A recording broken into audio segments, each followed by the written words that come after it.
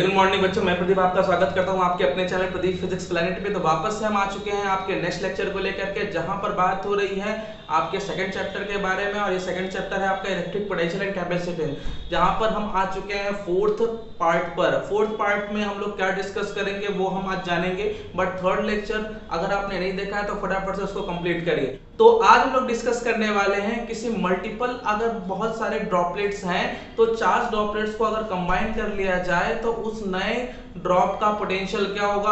और साथ ही डिस्कस करेंगे कि किसी डाइपोल के कारण किसी पॉइंट पर इलेक्ट्रिक पोटेंशियल क्या होने वाला है। आज इस टॉपिक को हम लोग कवर करेंगे। तो आइए फटाफट से पहले तो हम लोग आज चेक करेंगे नोट पॉइंट में कि अगर हमारे पास मल्टीपल चार्ज ड्रॉपलेट्स हैं और उनको कंबाइन किया जाए तो पोटेंशियल क्या होगा। If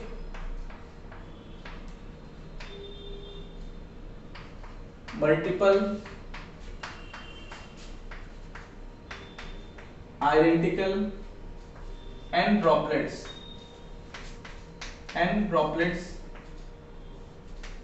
are combined, then the potential will be।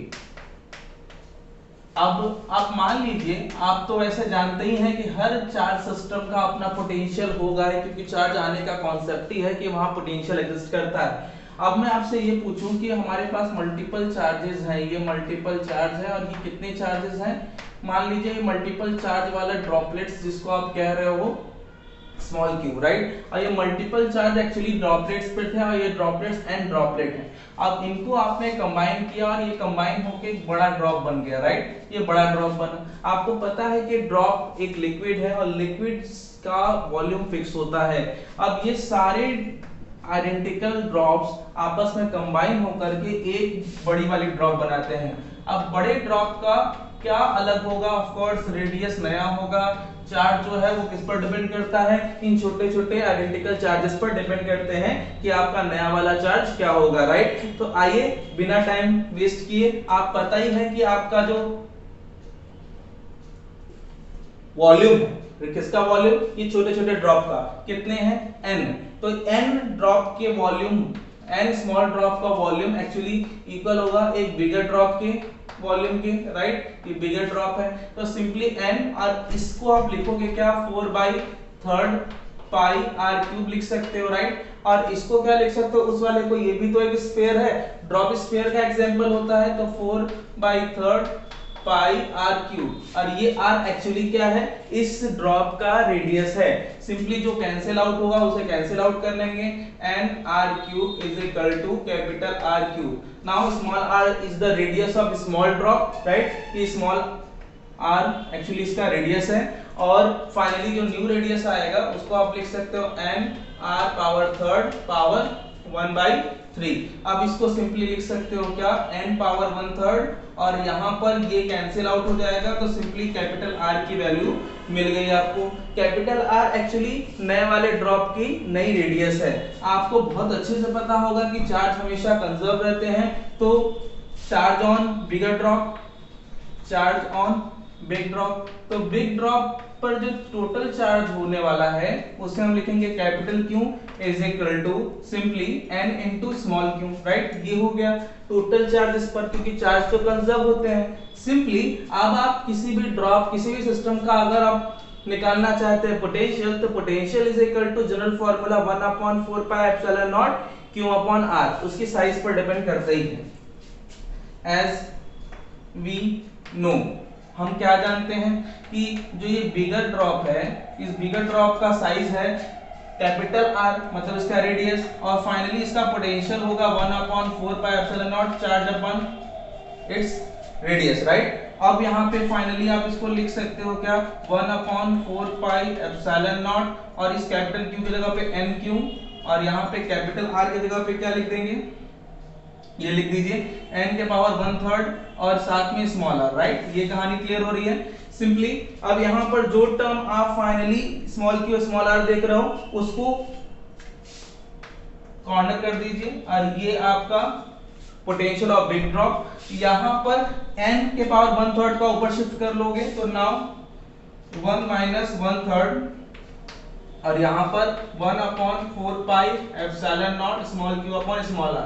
Actually small q upon small r ये छोटे वाले ड्रॉप की पोटेंशियल को शो करता है, राइट। यहाँ पर आपने क्या लिख देना है, v big is equal to n, इसको एलसीएम को सॉल्व करेंगे तो 2/3 और सिंपली आपको मिलेगा ये छोटे वाले का पोटेंशियल है और ये छोटे वाले का पोटेंशियल vs, ये भी एक्चुअली वॉल्यूम था और यहाँ पे ये पोटेंशियल है, राइट। तो जो नया वाला पोटेंशियल होगा इस वाले ड्रॉप का, वो नए वाले पोटेंशियल की वैल्यू आपके ड्रॉप के पावर 2/3 का मल्टीपल होगा, ड्रॉप के नंबर ऑफ पार्ट्स के नंबर ऑफ ड्रॉपलेट्स के पावर 2/3 की इक्विवेलेंट होगा। तो यहां पर ये बात याद रखेंगे कि जो नया ड्रॉप है आप इस तरीके से नए ड्रॉप का पोटेंशियल पिक करेंगे। आइए एग्जांपल कैसे ट्रीट करेंगे, एग्जांपल देखते हैं बच्चों इसके।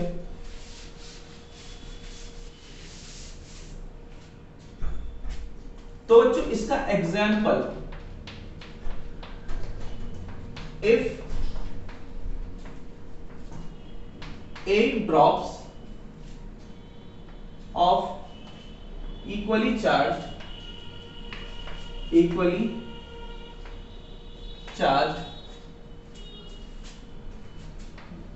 combine and form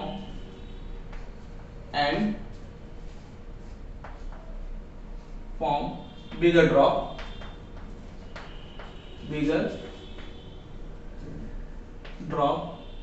then new potential will be,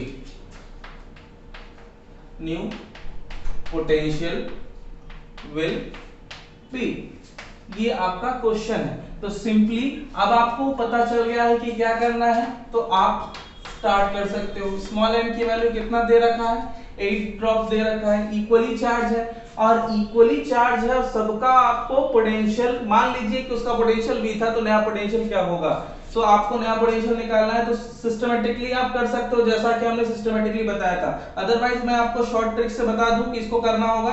तो आप न्यू पोटेंशियल, जो कि आपका ये न्यू पोटेंशियल है, वो आपका n के पावर 2/3 v, ये आपका इनिशियल पोटेंशियल जो कि स्मॉलर का पोटेंशियल था, right.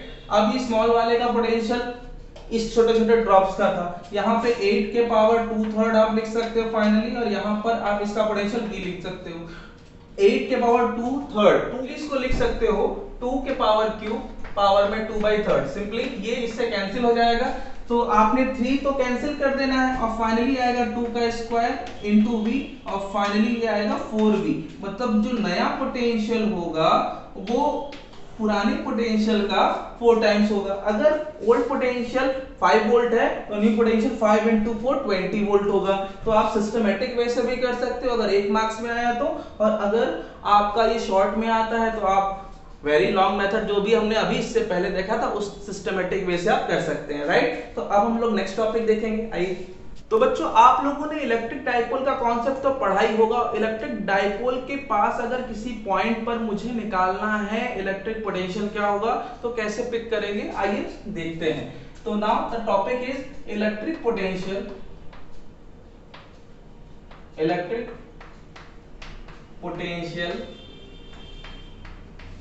at any point due to dipole, right. ये आपका टॉपिक है। इस टॉपिक को कवर कैसे करेंगे, सबसे पहले तो आप एक काम करें, डाइपोल पहले ड्रॉ कर लें। ये आपका डाइपोल हो गया, एक तरफ नेगेटिव चार्ज एक तरफ पॉजिटिव चार्ज सेट कर लीजिए, राइट। और यहाँ पर आपने क्या करना है, एक कोई पॉइंट सेलेक्ट कर लेना है, ये कोई पॉइंट है और ये वही पॉइंट है जिस पर आपको इलेक्ट्रिक पोटेंशियल फाइंड करना है। मान लीजिए कि ये डाइपोल का जो मिड पॉइंट है वो एक्चुअली O है और इसको ये लाइन ज्वाइन करती है, ये जो लाइन ज्वाइन करती है ये कितने डिस्टेंस पर है R, राइट। ये कॉन्सेप्ट क्लियर है। अब आपको क्या करना है, सिंपली ये डिसाइड करना है कि इस डाइपोल की लेंथ आपको क्या रखनी है। डाइपोल की लेंथ तो आपको पता है a रखते थे, लेकिन सिंपलिसिटी के लिए हम इसको 2a में डिवाइड करते थे, a यहां से और a यहां से, राइट। तो दो पार्ट में हमने डिवाइड कर दिया, a पार्ट में डिवाइड कर दिया सिंपली। अब आप जानते हो कि इस पॉइंट पे जो पोटेंशियल हुआ वो एग्जैक्टली इन चार्ज की वजह से होगा, राइट। तो यहां पर चार्ज तो कॉर्नर्स पे है, इस डाइपोल का नाम आप रख लीजिए a b और इसको ज्वाइन कर लीजिए। ये ज्वाइन कर लिया। अब इसको ज्वाइन करने के लिए आपने डॉट लाइन का यूज किया और पोजीशन लिख दिया R1, राइट, ये पोजीशन हो गया। और सिंपली अगर मैं इसको ज्वाइन करूं और इसको अगर ऐसे करके ज्वाइन करूं तो इसका जो पोजीशन हो गया वो क्या हो गया, R2 हो गया, राइट। तो इस R से आपने R1 और R2 दोनों पोजीशन पिक कर ली, R1 और R2, राइट। अब आपको क्या करना है, थोड़ा ध्यान दीजिएगा, आपको बस ये वैल्यू चाहिए, डिस्टेंस चाहिए। अगर ये डिस्टेंस पता चल जाए तो एग्जैक्टली आप इधर पोटेंशियल कैलकुलेट कर लोगे, राइट। तो ये डिस्टेंस मिलेगी कैसे, जबकि मुझे नोन वैल्यूज क्या है, R, और R की जो पोजीशन है वो एनी पॉइंट पे है, और वो एनी पॉइंट मान लो कि डाइपोल से थीटा एंगल पे है। एक्चुअली डाइपोल एक वेक्टर क्वांटिटी होती है और उसका डाइपोल मोमेंट होता है p, राइट, और इसका डायरेक्शन नेगेटिव टू पॉजिटिव होता है। अगर डाइपोल का डायरेक्शन ऐसे माइनस टू प्लस है तो डाइपोल से ये जो लाइन ज्वाइनिंग है वो थीटा एंगल पे है जिस पर हमें निकालना है, राइट। ये आप डिसाइड कर लीजिए कि ये आपका जो मिड पॉइंट है वो O है, ओके। एक कॉन्सेप्ट थोड़ा ध्यान देंगे आप, एक कॉन्सेप्ट थोड़ा अगर आपको समझ में आ गया तो हम आगे बढ़ जाएंगे। इस लाइन को थोड़ा ध्यान दीजिएगा, ये लाइन ज्वाइनिंग का पोजीशन है R, और ये R1 R2 मुझे मिल जाए बस, ठीक। नाउ वी हैव टू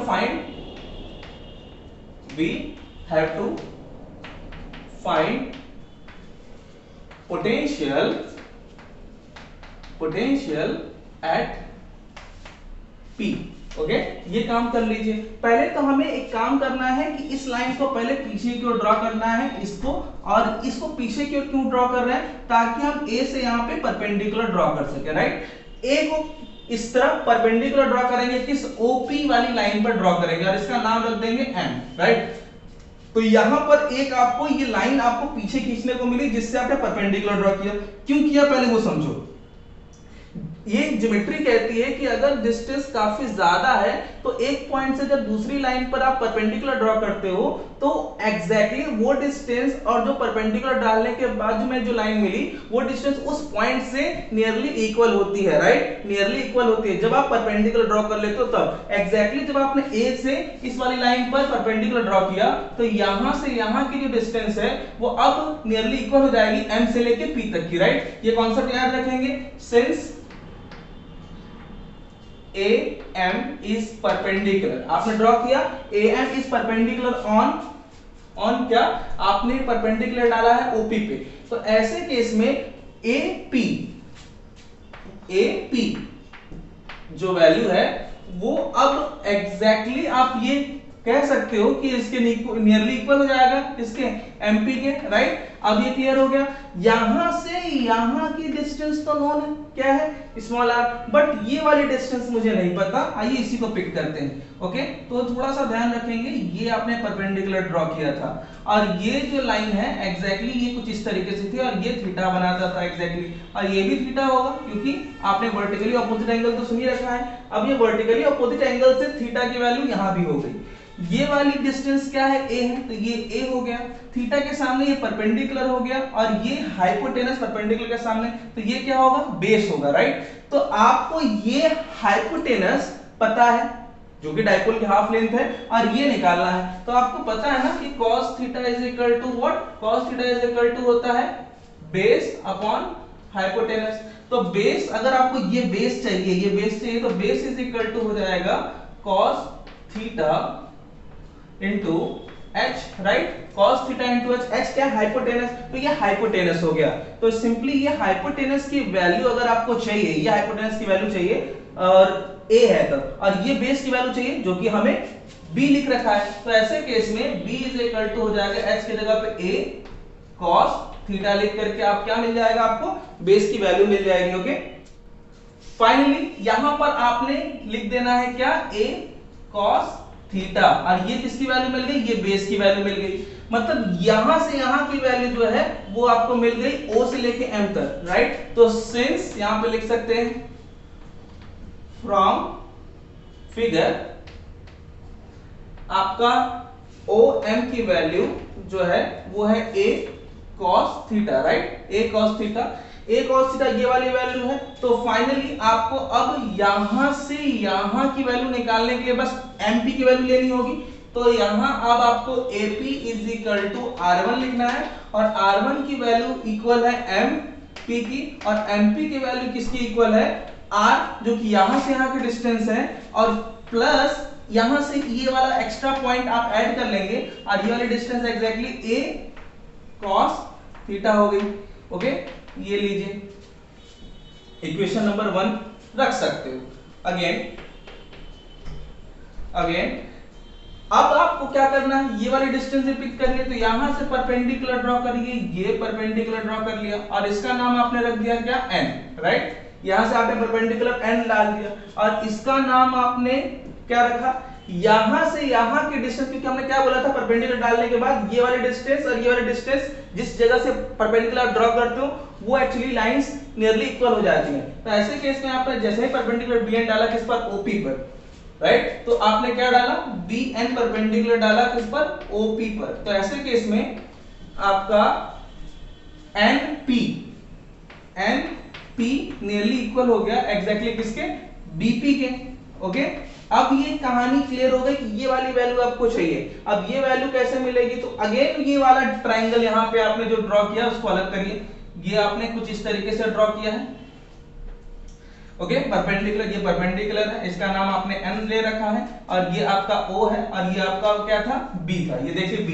अब ये वाली वैल्यू तो आप देखिए हाइपोटेनस है, और हाइपोटेनस यहां से यहां तक की वैल्यू क्या A है, ओके, और ये A हो गया। आपको ये वाली वैल्यू इतना, ये वाली डिस्टेंस चाहिए होगी, तो ये कैसे पता चलेगा, तो थीटा, ये थीटा है, तो थीटा के सामने क्या होता है, परपेंडिकुलर, ये परपेंडिकुलर हो गया, तो परपेंडिकुलर, तो ये क्या होगा, बेस, और अगेन आपको बेस चाहिए, और ये बेस है, अब बेस चाहिए और हाइपोटेनस A है, तो आपको कुछ नहीं करना है। अगेन आपको जो ON की वैल्यू मिलेगी वो क्या मिलेगी, अगेन वही a cos थीटा, कुछ नहीं सोचना है सिंपली।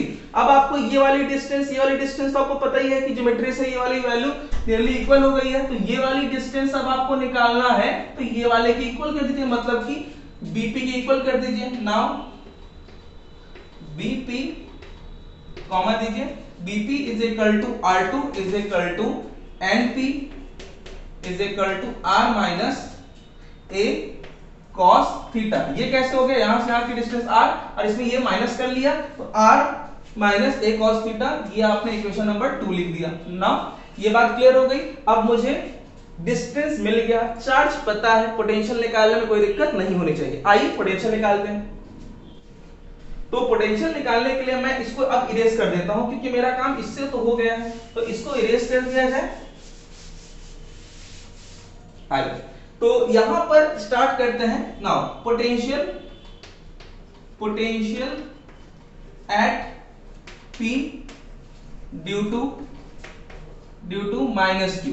अब ये माइनस Q की वजह से यहां पे पोटेंशियल निकालना है, तो ये पोटेंशियल आपका क्या होगा, V1 is equal to 1/4 pi epsilon naught Q upon distance, यहां से यहां की डिस्टेंस R1, और R1 की वैल्यू कितनी निकाले, R plus A cos theta, R plus A cos theta, right. और ये आपका नेगेटिव चार्ज की वजह से है, तो यहाँ पे आपने नेगेटिव चार्ज रख दिया। इक्वेशन नंबर 1 डन, समझ में आ गई बात, माइनस Q की वजह से यहाँ पे लिख दिया। अब सिंपली अगर मैं बात करूं पॉजिटिव चार्ज की वजह से, तो similarly due to plus Q charge, इस बार क्या करना है, आपको लिखना है V2 is equal to 1/4 pi epsilon naught, क्योंकि प्लस है तो प्लस मेंशन करने की जरूरत नहीं है, और डिस्टेंस यहां से यहां की इसके इक्वल है, और ये वाली R2 की वैल्यू कितनी है, और ये R2 की वैल्यू ये है R minus A cos theta. BP is equal to R2 is equal to NP is equal to R minus A cos theta, तो R minus A cos theta. Equation number आपका क्या हो गया, 4 हो गया। ओके, इक्वेशन नंबर ये आपका क्या था, थर्ड था, तो ये थर्ड, ये 4। अब आप टोटल पोटेंशियल निकालोगे। Now total potential at P, okay, क्या लिखोगे, V is equal to V1 plus V2। As we know कि हम तो ऐड का ही साइन लगाएंगे सुपरपोजिशन से। अब देखते हैं कि क्या होता है। तो इसको इरेज कर दिया जाए बच्चों। अब यहां पर हम इसको नोटिस कर लेंगे क्या है, तो ये वाला पोर्शन आपका क्या था, इक्वेशन नंबर 3 था, अब इस वाले और इस वाले पोर्शन को हमें इसमें ऐड करना है। कैसे सॉल्व करेंगे? v इज इक्वल टू, क्या कॉमन है दोनों में? तो दोनों में q upon 4 pi epsilon naught common है दोनों में, तो यहाँ पे आपने q upon 4 pi epsilon naught common pick कर लिया। ओके, और फिर ब्रैकेट और फाइनली जो आपको टर्म मिला इस वाले टर्म से, यहाँ पर आपका नेगेटिव वाला टर्म, वहां पे पॉजिटिव, पॉजिटिव वाले टर्म को हम लोग पहले लिख सकते हैं, तो 1 upon r minus a cos theta, ये हो गया। और फाइनली माइनस q, यहाँ पे q कॉमन निकाल लिया आपने, r plus a cos theta bracket close, right, ये हो गया। सिंपली यहाँ पर अब आप क्या कर सकते हैं, एलसीएम लोगे तो ये यहाँ और ये यहाँ क्रॉस मल्टीप्लाई जैसे आप जानते हो, और इन दोनों का प्रोडक्ट कर देना है। तो फाइनली आपको कुछ नहीं करना है, ये आपका हो जाएगा a minus B, A plus B, product करोगे तो हो जाएगा A square minus B square. अब बी स्क्वायर की जगह पे क्या है, A cos theta, A cos theta का स्क्वायर कर दोगे तो A square cos square theta bracket close. और सिंपली आप यहाँ पे क्या लिख सकते हो, ये आपने इधर लिख दिया r प्लस ए cos थीटा, और सिंपली यहाँ माइनस, और ये इधर जाएगा तो माइनस का मल्टीप्लाई करोगे इसमें, तो ये होने वाला है r प्लस ए cos थीटा, राइट, ये हो गया। सिंपली आपने लिख दिया इसको। आगे क्या करना है, इसमें क्या क्या टर्म कैंसिल होगा, तो r वाला टर्म तो कैंसिल हो गया, राइट। अब यहाँ पर आपका बचता है 2, यहाँ a cos theta, 2a cos theta, तो यहाँ 1 upon 4 pi epsilon not 2a into Q, right, ये हो गया। और साथ में क्या है, cos theta upon r square minus a square cos square theta. Okay, तो ये ब्रैकेट ले लीजिए। सिंपली आपको याद होगा q into 2a, q into 2a is what, q into 2a is dipole moment, किसका, इस डाइपोल का डाइपोल मोमेंट होता है q इंटू 2a। अब हम क्या शो कर सकते हैं कि q into 2a is what, तो 1 upon 4 pi epsilon naught p cos theta upon r square minus a square cos square theta. Since we know that कि r जो है आपकी बड़ी वैल्यू है as compare to the dipole length, तो ऐसे केस में सिंस यहाँ पे r is greater than a, then r square is much greater than a square, then therefore leaving, इसको छोड़ दोगे बच्चों, तो देयरफॉर लीव कर दीजिए किसको, a स्क्वायर को।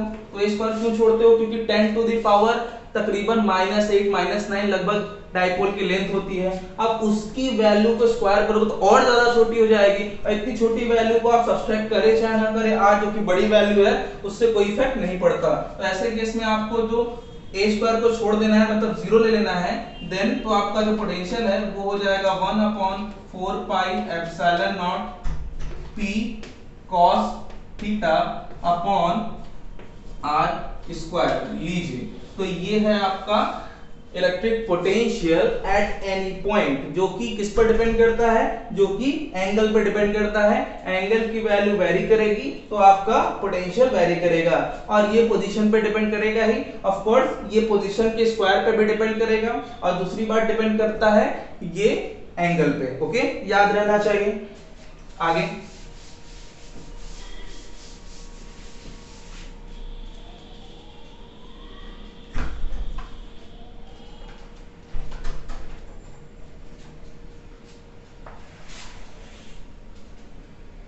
यहाँ पे आप लिखेंगे hence v proportional to cos theta पे डिपेंड करता है, पहला फैक्ट। और दूसरा फैक्ट है कि v proportional to 1 upon r square, मतलब डाइपोल का जो पोटेंशियल है वो पोजीशन के स्क्वायर के इनवर्सली प्रोपोर्शनल होगा।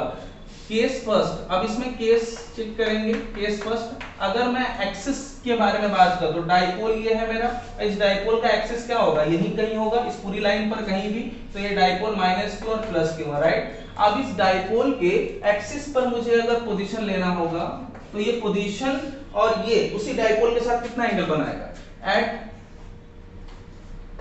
एक्सिस, एट एक्सिस के बारे में बात करूं तो ये तो पोजीशन पे और किस पर डिपेंड करता है, एंगल पे। तो यहाँ पर एंगल कितना होगा बच्चों, तो एंगल हो जाएगा 0 डिग्री अपवर्ड उसी लाइन पर।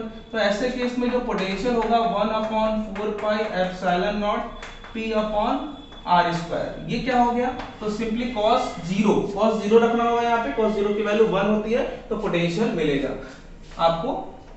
केस 2 पे चलते हैं, तो केस 2 में क्या होगा, एट